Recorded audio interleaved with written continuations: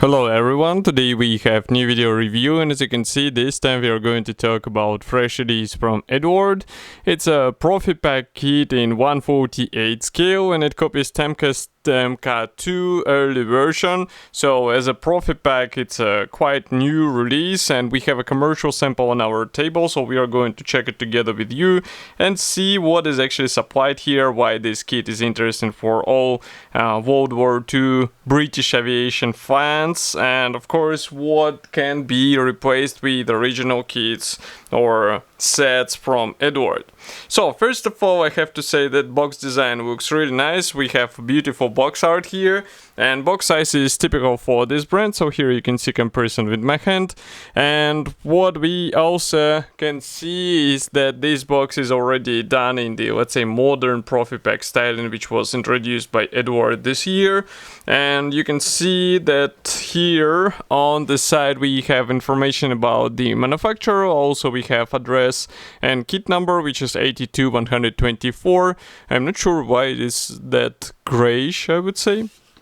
But on the opposite side we have 6 marking options which are included into this kit, so all of them can be replicated with the decals which you'll find inside. And that's a top opening box, also I would say traditional design for Eduard. So here's what we get in the box, and sprues are separated into several plastic bags, 2 to be exact, and I can see that also clear frame is packed into the separate plastic bag. So we are going to take this top bag and we will open it and take out all the frames. In the meantime, let me remind you that you can support us with a small donation. It's quite easy thing to do because it's done via PayPal, and of course you will decide how much we will get. All this money will be used for new photo and video equipment, or maybe for some interesting kits to be reviewed in these videos and photo articles. And now we are going to start with gray plastic spruce, but first I would like to show you the clear plastic frame which was packed into separate Ziploc bag. So if I'm going to if I zoom in here, so we can see that we have 2-piece canopy parts here, so it means you can open the cockpit on your model. Of course molding quality seems to be more or less fine. We have a lot of small clear parts, so it will be interesting to see where they will go. Obviously not all of them will be used, and this is a Profipack, so we have masks included, and it means that these parts will look good out of the box. You don't have to spend time trying to cut exact mask for this or that part, and that's really good because it will help you to focus on more important things, in my opinion. Next we start with gray plastic spruce. So as you can see, camera slightly adjusted its white balance, and here we have wing parts, and design is standard for aircraft models, so you won't find anything surprising here. We have 2 top halves and 1 bottom. Flaps are molded in, ailerons are separate, and external features include rivets and recessed panel lines, and they look really detailed. If I zoom in so that you can check all this stuff closer, here you can take a look at these external features. Maybe it will be even better visible if we get it under the angle to the light. Of course some modelers will complain that flaps are molded in, but for this you can buy the separate PE set which will help you to copy the aircraft with retracted flaps. And here, by the way, you can see the top wing half, which looks as good as the bottom one, obviously. Inside we will find minor features for main wheel wells. We also have some guiding elements for easier alignment. Note that wing edges are pre-molded on the top wing half. Also quite an interesting design which should help you to get a bit more convincing finish in this area. And here you can check the lower wing half from inside. So everything looks fine, and if you won't be hurrying, it should be an easy thing to do. And of course be careful with these attachment points on the leading edge so that you won't get any ugly cuts which will be later visible on your model. This is a large scale, so that's why it's important to pay attention to such things. Here we continue with the second gray plastic sprue. This one is dedicated to fuselage halves. Again, pretty much the same level of features. It means recessed panel lines and rivets. Note that cooling parts are pre-molded, so I guess in order to open them you will have to get a bracing set for the engine, but at least we have a tail fin pre-molded while rudder is separate. And I think here we can zoom in so that you can check these parts closer. So external features look really good. And it's just a matter of, well, let's say, bringing them out with help of various weathering techniques. It will be up to you what you choose to specify all these features. Note that inside we have guiding elements, it means guiding pins, and that's also a good thing to see because with such large parts it's better to have something helpful inside. And by the way, here you can see comparison with my hand. It's not a small model, even though it's in 1/48 scale. As some might think. What I'm doing next is opening another plastic bag with another portion of gray plastic spruce, and surprisingly here we have one more clear frame. So as you remember, previous Tempest kits, they were featuring this sprue for fuel tanks, and today's kit is not an exclusion from this rule. So as you can see, these are fuel tank parts. They look more or less okay, and that's quite interesting thing that they're molded in a clear plastic. Next we continue with one more gray frame. So here we have all the new parts for today's version. As you remember, today's aircraft is different from what was released before by its radial engine, and it is copied here with this simple insert, so do not expect anything sophisticated. But I would say it's quite predictable thing because usually Eduard supplies such stuff in form of separate brass inset, and I think we can zoom in here so that you can check these parts closer. So here they are. We have various engine radiator meshes, we have separate ailerons here and elevators as well. Also some parts for the propeller, some parts for the instrument panel, front cowling ring, which comes as a single piece part, which is also quite nice thing because you won't have any gaps and seams in this area. One piece propeller. Here we continue with more parts for wings, so I guess we get several types of ailerons and elevators. We also have some cockpit parts, again some parts for the instrument panel, and this engine insert. Well, in my opinion, in this scale it would be good to think how to replace the engine, maybe to detail it up a bit more, because this engine will be actually visible through the open cowling, through the frontal opening of the cowling, so it would be a wise idea to add some fine features with help of painting and weathering.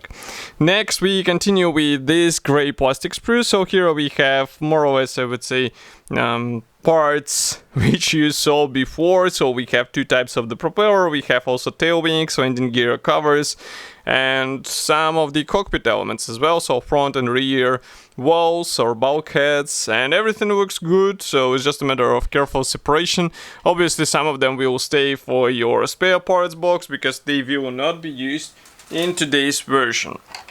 Next we continue with another gray plastic sprue. So here we have various minor elements, and I think here it would be worth zooming in and checking everything closer. So we have some of the cockpit parts. As you remember, instrument panel parts, the new ones, they were supplied on this new sprue, so obviously these ones will not be used. Here we continue with engine radiator, which will not be used as well because we do not have the inline engine here. And more parts for the cockpit, instrument panels, also landing gear legs, which can be replaced, by the way, with bronze parts. As far as I remember, we have cockpit 4 here and various minor parts. So just to give you an idea, this is a 1/48 scale kit, so as you can see, some parts are smaller than my fingertip, and that's why you will have to be careful while working with them. Maybe get some sharp tweezers, because otherwise it will be really tricky to get them into the right spot. And next we continue with the last gray plastic sprue. This one should be also familiar to some of you who already worked with Tempest from Eduard, because here we have various armament and landing gear wheels. Obviously wheels will not be used, we will use on the armament and also cockpit walls here. So one is here and another one is here. And still these parts look fine, and I don't have anything to add. And so we can start, or we can go on with various traditional Profipack bonuses which you will find in the box. For example, it will be a pre-cut mask sheet, and we have actually two of them here, so you can see them here. They're pre-cut, as I said before, so they should be ready to be used straight away out of the box. You just pick them up with the tips of your tweezers and you will be good to go. Next we have another small plastic bag, so just give me a second to open it. This one is dedicated to PE thread, and here it is. It's a pre-painted PE thread. We also have glazing on the dials, here you can see it. So it's also quite a nice feature from Eduard, and of course all these parts will be handy in order to get a bit more convincing appearance, because in 1/48 scale such parts are noticeable, while in smaller scale it might be a bit debatable, but here it is a, let's say, useful upgrade. Next I'm opening another plastic bag, so just give me a second. Actually, we have a separate plastic bag for decal sheets, and yes, there are two decal sheets, and I will show them one by one. Both are printed in Eduard, so here is the first one. Maybe it would be worth closing the lenses a bit so that you can see everything. Now here we have all the necessary symbols for 6 marking options, as you remember. We also have roundels here, and everything looks good. We have them pre-cut as they should be, so you won't have to cut anything. And one more decal sheet is dedicated to more, I would say, general symbols. So here we have decals for the instrument panel. We also have various decals for the fuselage markings, and of course stencils. Note that we also have some decals for the cockpit, which is rather surprising. I would suggest to use PE parts and avoid using any decals. I know some modders are not that fond of working with metal parts, but it's worth it, especially in such big model, so do not be lazy and apply them all. And by the way, I think here we have quite an interesting thing. So it's slightly scratched letter M because of some fingertip, as you can see here. So I mean, that's not a huge problem, it's easy to fix, but also something to note. Next we continue with assembly manual. So this one is printed in form of typical Eduard brochure, so I should zoom out a bit so that you can see whole brochure. It's printed in color, and we have short history note in English on the first page. And what else is interesting? Of course, parts map, which will show us with a blue color which parts are not used. As you can see, there are plenty of this, so be sure to use the right version with your kit, because otherwise you might end up with a bit weird combo in 1/48 scale. Now, assembly process starts with the pilot seat. Straight away you install the PE seat belts, obviously, and next you work with rudder pedals and also the rear armor wall, which will be installed on the cockpit floor. You assemble, or you decide which instrument panel to assemble, and then you build it. And next we continue with side control panels, also cockpit walls. Here we install more seat belts on the back of the pilot seat. Another side console with various control elements, which are replicated with help of PE parts. Here we have an engine insert which goes in between the scalding ports. And next we join fuselage hubs together. We start working on the wing parts, so here you will have to assemble wheel wells, obviously. As you can see, it is a matter of combining several parts together in a special sequence, so follow instructions carefully. Note that here you have to cut out the original plastic part and replace it with PE. It is quite interesting thing to do, maybe even tricky for some modders, so maybe it would be a good idea just to sand it flat and apply this PE part on the top, who knows. Here, by the way, you can see the scalding O-ring applied from the front section. Next we continue with tail fairings. Here we install some parts on the cockpit and also tail landing gear parts. Next, what do we have here? So we have landing gear legs combined together with wheels. Obviously you can also get the brassing wheels, which will look even more detailed. Next we continue with landing gear legs, and here we assemble the propeller and canopy parts.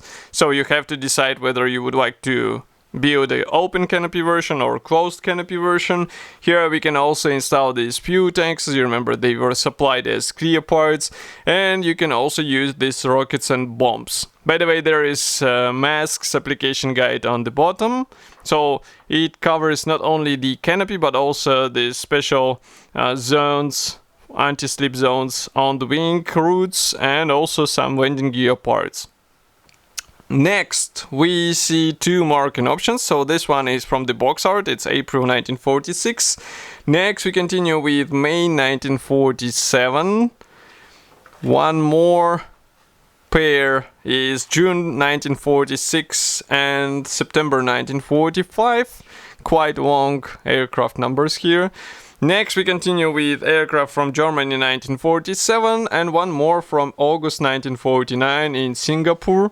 Quite interesting choice. And here we have stencils application guide. So as usual, I would say that do not be lazy, apply these symbols because they enhance the appearance of your model. And overall, we have a really nice Profipack from Eduard, which should be already available, so you can get it on official Eduard website. Of course, I will be happy to hear your opinion about such release. Do not forget to write it here in the comment section below. If you like this video, press the like button, subscribe to our YouTube channel, and I will see you in the next video review as usual. Thank you for joining me today, and bye!